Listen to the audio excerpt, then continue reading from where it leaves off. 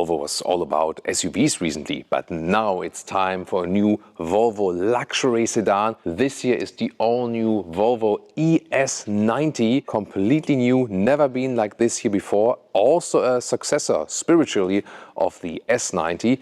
And I can already tell you, especially the interior will be super interesting. This year, like size-wise, goes against the BMW i5 or Mercedes EQE, but the interior luxury, maybe, can it already attack the EQS, S-Class or BMW i7?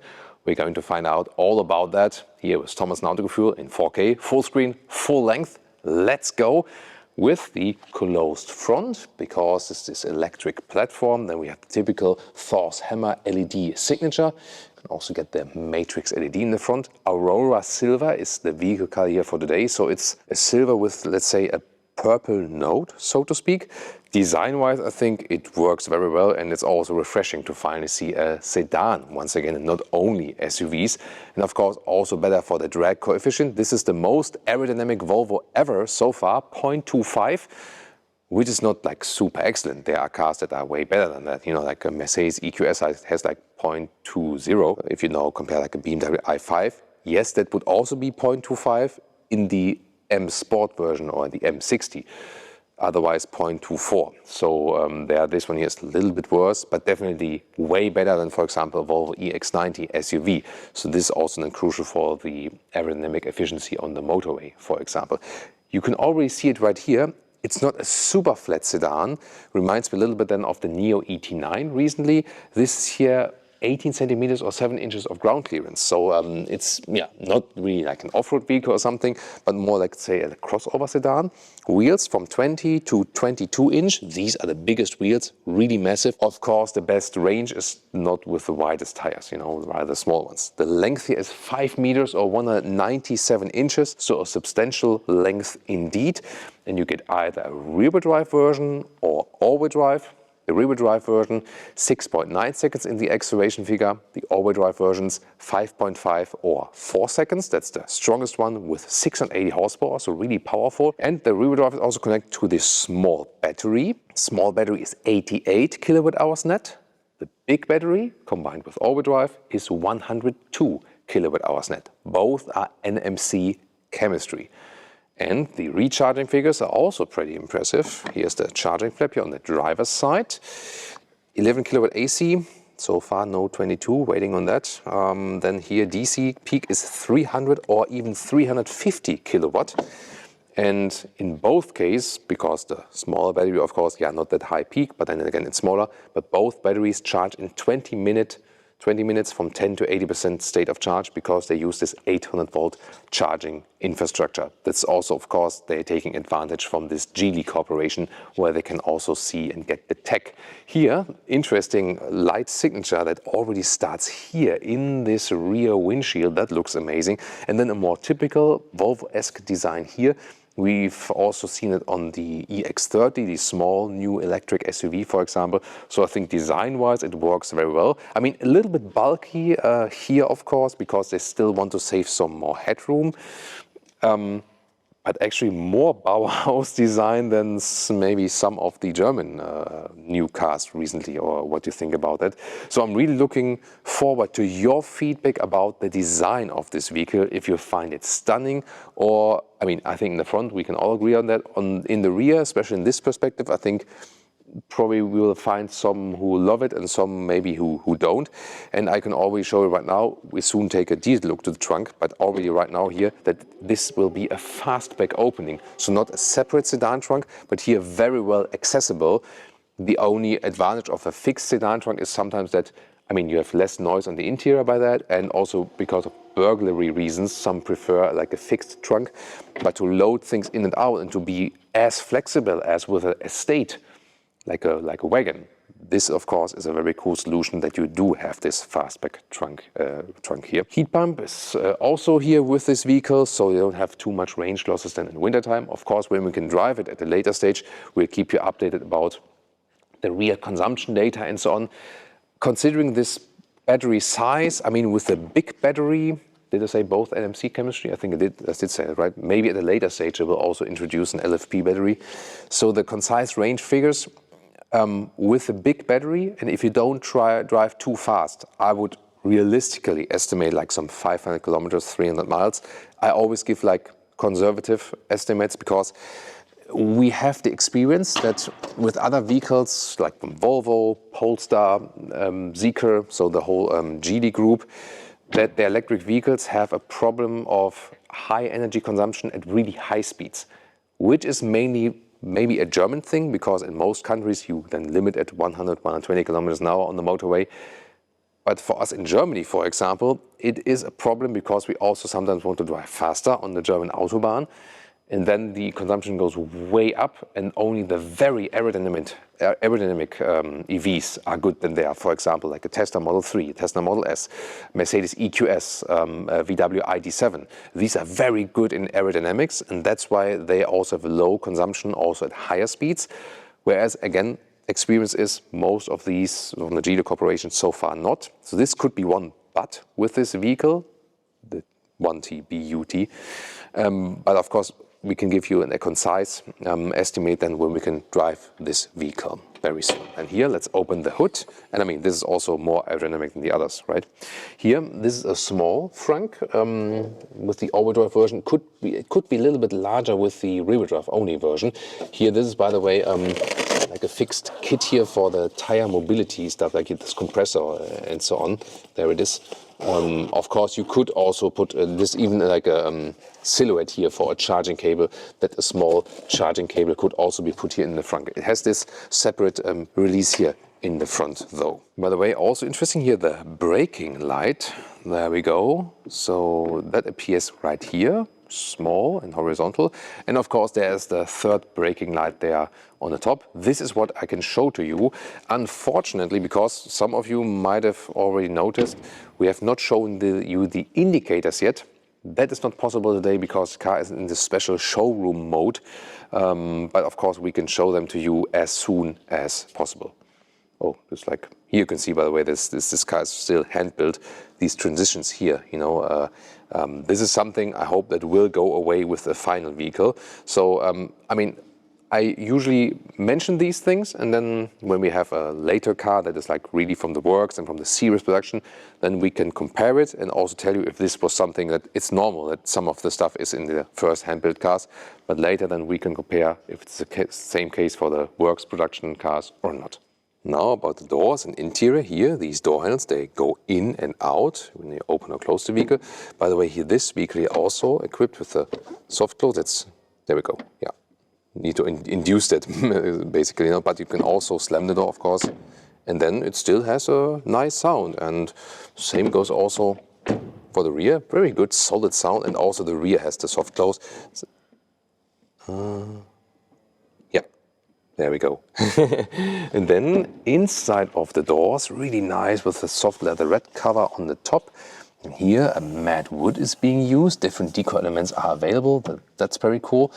Either 14-speaker Bose sound system or here the Bowers & Wilkins sound system, 25 speakers, and it's one of my favorite in the industry, honestly. Here, a plush leatherette also used, and then this handle is integrated. Nice design and still functional. This is how you open the doors from the inside, and the window levers. Optional, you get illuminated glass, by the way. That's an option.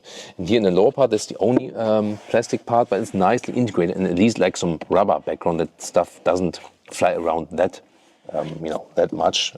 Then you have ES90 entry sill badges here, the classic known Volvo floor mats like this. They're also yeah, not that low floor, they are more premium than most others, honestly. Here the seat control is right here, and it's like up and down, forward like this, and here you turn then for the back part of the seat. Steering wheel, dual tone scheme. Soon more details to that. Also small digital instruments. Here also nice integration of the wood, and the air vent can be controlled like this. So yeah, it looks really amazing, this interior, I can already tell you so far.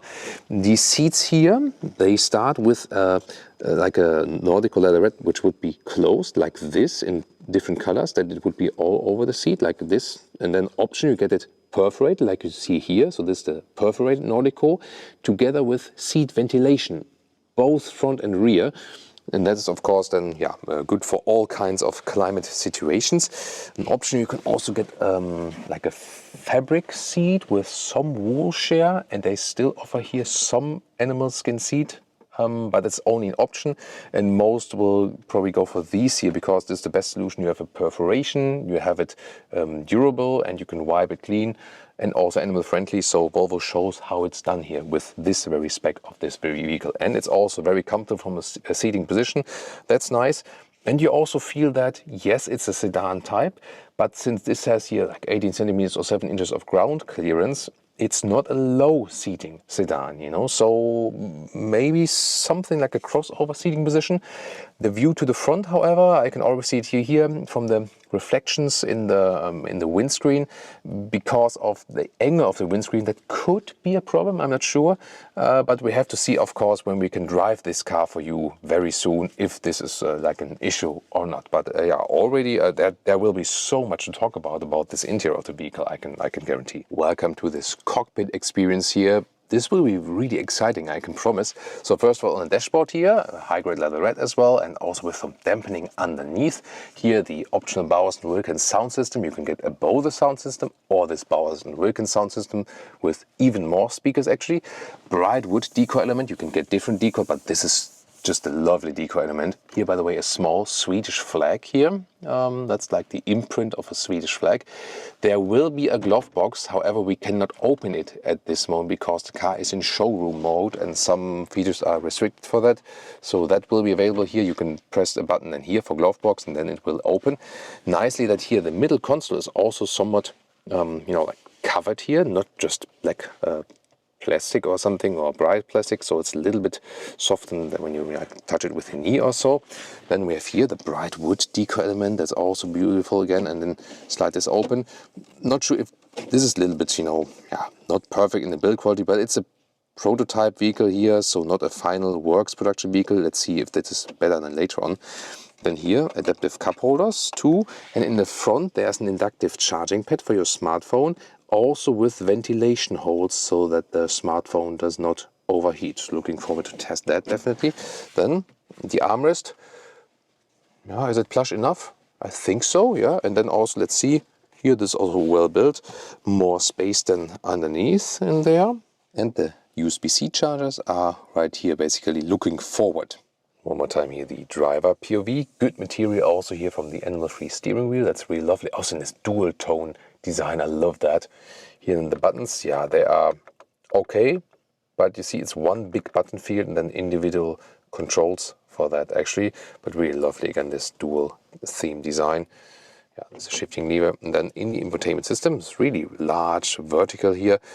So you have these vehicle functions here, always the hotkey in the lower part, where you then can, for example, also open later the glove box or the electrochrome shade control. Here, one pedal driving on or off is also interesting. And of course, if you have the large map, the cool thing is here with the Volvo infotainment system, Google Maps inbuilt, also the route recalculations. And here, for example, that you have your charging stops planned. Here, for example, now from Gothenburg to Stockholm this way, and it says here 2 charging stops each, so 33 minutes overall charging, not in 2 stops. That's actually quite good overall. I like it because Google Maps has the nice traffic view and also like the route recalculation, and you don't need it on your smartphone, yet at the same time you have the calculation and not some random internal navigation system by some manufacturer. I think it's the right way to do it, exactly like this. Inside of the rear doors, here also nicely covered with that high-grade leatherette, and here also the bright wood decor. I love that. Also this integrated grab handle here, and everything covered here and here. It's like the handle from the inside to open it. Also here for the windows, for example. And this is here the electric control of the rear seat. Soon going to show that to you. Just the lower part here, this is not covered here with anything.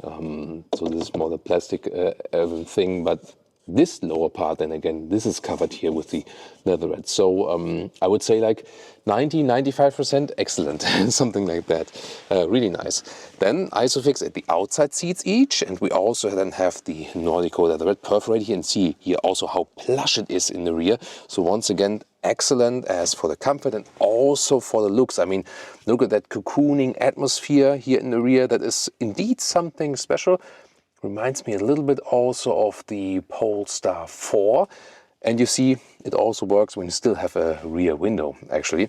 And yeah, first of all, as I was shown to you at the inside of the door, you can really adjust it here electrically. So more forward, more upright like this, or more backward, more in a relaxing position. Yeah, I think most of the time more relaxing is good, definitely. Really plush also from the cushions here, from the, you know, here from the head restraints. Yeah, from the headroom, here it gets a little bit close to the inside. It's still okay with 1.89 m, 6'2", panoramic roof. At the moment it's here with this electrochrome shade, and it's in a showroom mode here, this car, as I told you, so we cannot change it here at the moment, but you can switch it through, you know. So, but the electrochrome function is an option, actually. And then we have another interesting detail here. So it shines through this wooden decor element. So there's a backlighting behind the wooden decor element here. Also a very nice idea. And there's lots of legroom. Look at that. And that's more than in comparable sedans at that size. So very, you know, kudos to this massive amounts of rear legroom, although I'm sitting here as a tall driver in the front. The only thing that's still here, this EV platform problem, you have the battery in the lower floor, and that makes, you know, where your feet are just so high. You see it here, like the angle of my legs. So in a combustion engine vehicle, I would, like, my legs would be more like this, you know, and they would be laying on the bench. But here, since the floor is so high, it's more or less like this, you know, like exaggerated. So this is the only problem, so to speak. However, because the seats are plush and you have a lot of room, it's still very comfortable. So I would also, it almost feels like a luxury sedan in the rear indeed. So the like the high floor is the only compromise we have here. Interesting is also here this middle function. So head restraint and so on, you can also sit here in the middle part. So yeah, it's a little bit hard at the back, but you see it's definitely 5 tall adult proof, no problem at all. And then here I pull this down. It's interesting how it falls down also in the smooth way. Why not? Then again, this nice bright wood decor element. Then you can open this one for adaptive cup holders, so very luxurious like that. And here another opening space. Look at, yeah, maybe. It's on the one hand, it's a nice opening help, but that it, you know, crashes against this one here, that's maybe not that cool. And then here's some like very small cubby hole. But when you drive like this here also, yeah, this feels almost executive already. So really appreciate it. And honestly, if you compare to a Mercedes EQS, I mean, this is more against the EQE and the BMW i5. But in comfort, I think that's better than the Mercedes EQS, honestly. Yeah, so that's really nice. The only thing I really would wish that we have a lower floor, like these foot garages, like the Porsche Taycan and the Audi e-tron GT did. In the middle part, you have two more USB-C charger in the lower part there, a little bit darkened down there. And then here you have climate unit, nice clicking sounds, and here also seat heating and seat cooling for the rear seats. It also works simultaneously. So think about a rainy winter day where it's maybe rain outside and it's cold, and then you might say, hey, like a dryer for your hair or something, you know, you have ventilation plus heating at the same time, dry your clothes, and yeah, that's cool. So rarely see that. Great luxury features indeed. Now to the trunk or the boot, which is at 390 liters, and you see it is this fastback opening, so that gives you a great access to the trunk area here. This trolley also fits in vertically, about a meter, a little bit more, or 40 inches in width, and also about a 40 inches or a meter in length, so that's good. We can also check out the height, but first of all, here underneath you can have some storage for a charging cable and stuff. Here is interesting, these are some foldable hangers like this. Not so sure it's like here integrating this whole area here. Not sure if it in the final vehicle will be a better build quality. And then here this, more or less automatic cover, because it's manually moving automatically with it. That's the right expression here, like this. We can also deinstall it if we like. You can also fold the seats from here. Grab over here, or just the middle part would also be possible. and like this, and then we have this full length setup. So the Volvo in full length in this time, and there we're going to see here, yeah, this is the full ruler, like 2 meters or 79 inches. So that's actually pretty long, so well usable. The height here, by the way, is maybe the only limiting factor, but it's even like here 60 centimeters or 24 inches. So it's higher than it looks like, just because it's here, of course, a little bit more shallow. But that's the highest point. The only compromise you have that's falling here, but I mean, considering it has a sedan form, this is a very well usable trunk defo. Very interesting here, by the way, the will it fit board. So it shows you what stuff can be, like you have the measurements, like you don't need, like the part where we actually measure it ourselves, you can directly see and read how long the individual parts are, that you can go to IKEA and get stuff in, and you know what you can load in. Towing is either 1.6 ton with the rear drive or 2 tons with the all-wheel drive, if that's relevant to you. And of course, the big question about the price. It starts in the small battery version. I mean, the small battery is not that much smaller than the big battery, so 102 minus 88. It's not such a large gap there, actually. But the smallest battery version here at 72,000 euros as a German reference price, for example. The other European prices will be similar. And up to 95,000 euros in the highest trim, all-wheel drive, big battery. So you can spec it to almost 100K, something like that. I mean, in comparison to the competition, that's still, very competitive. They do have to pay these special fees now, the additional EV fees for vehicles built in China, because this one is not built in the Charleston plant in the US like the Volvo EX90 and the Polestar 3. This one here is built in China in a Geely plant, and that's why also these additional tariffs will count for the EU imports. So we have to keep you updated on that if it will maybe change something in the future. But yeah, we can imagine, because it's like almost 19%. So this could then even be cheaper theoretically. But yeah, we have to see about future price decisions then in that respect. But overall, still a very competitive vehicle. It will indeed be crucial how efficient it is while driving, also then when we go a little bit quicker on the German Autobahn, for example. But overall, from the package, I think it works very well. Some things, of course, in the interior, like the user interface, I would like to have a little bit more like simpler or something. But I was really amazed of the materials, animal-free, very luxurious, good seating comfort. The look and feel of this vehicle on the interior is excellent indeed. And also the rear seating experience, which only has this one negative factor, that the floor is really high, like with most other EVs we've seen, with most SUVs actually too. This is like one limiting factor. Other than that, this can be compared to other luxury sedans indeed. And I think that's the thing that you should do now. Enjoy more of our luxury sedan reviews.